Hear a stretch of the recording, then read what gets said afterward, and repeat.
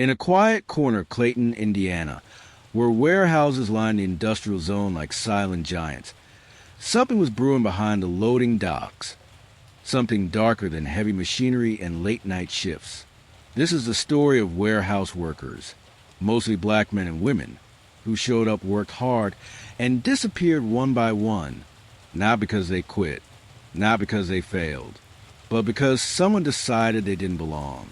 This is Fired in Silence, a story about power, race, and the cost of staying quiet. Welcome to Case Diaries. The market supply and logistics distribution center wasn't glamorous. It was steel and concrete. Forklifts beeped around the clock. People came here for one reason: work. Among the team was Terrence Boone, 34, a single father of two. He worked the night shift. He was known for his quiet strength and never missed a day. There was Brenda Mack, 50, who trained every new employee and treated the warehouse like a second home. And then there was Jeremiah J.J. Rollins, a 24-year-old with big dreams and a knack for fixing anything. They were part of a tight-knit crew, mostly black, mostly hourly, mostly overlooked.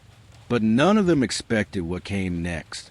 In March 2022, a new regional administrator was assigned to oversee warehouse operations.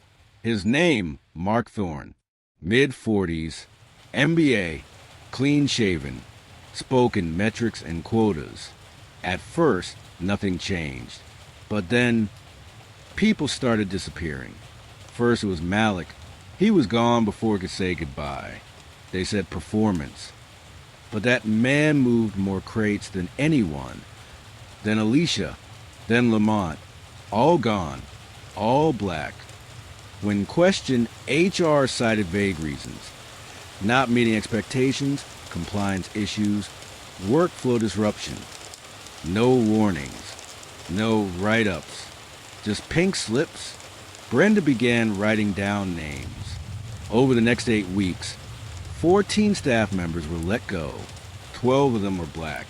It felt like we were being erased. One by one, employees started whispering. Those who remained worked in fear. Jeremiah, curious and brave, began digging deeper. I checked records. Some of those fired for tardiness had perfect attendance. It didn't make sense. Jeremiah sent an anonymous tip to a local labor rights group. That's when the Rayall story started to unfold. In June, the Workers' Defense Union launched a quiet investigation. What they found was damning. Emails, spreadsheets, deleted files. One recovered email allegedly sent by Thorne read, "We need to improve productivity and eliminate attitude issues. Start with the usual suspects." Another, certain demographics may not be a long-term cultural fit. These weren't just firings. They were targeted terminations under a thin veil of corporate language. But Market Supply denied everything. Company spokesperson, clip, "We are committed to diversity, equity, and inclusion in all operations. Any decisions made were based solely on performance." But performance records told another story. Terrence had to take a job at a fast food restaurant to feed his kids. Brenda was hospitalized with stress-induced heart problems. Jeremiah quit in protest. One by one, the workers came forward, telling their stories to local news. Their faces flickered across headlines, but the company stayed silent. The silence was deafening. Then came the video, a grainy clip, secretly recorded during a closed-door meeting. Thorne is heard saying, "If we want efficiency, we have to make cuts where it counts. I don't care how long they've been here. Some attitudes don't align with our goals." That clip went viral. The backlash was immediate. Hashtags, boycotts, petitions, and finally a lawsuit. A civil rights law firm filed a class action suit on behalf of 11 former employees. The EOC launched an investigation. And Mark Thorne? He quietly resigned, but never admitted guilt. The company settled the lawsuit for $3.4 million out of court. No apology, no admission of wrongdoing, just a check and a clause to never speak again. But some, like Jeremiah, refuse to stay quiet. Terrence now runs a podcast called Factory Voices, spotlighting labor injustice.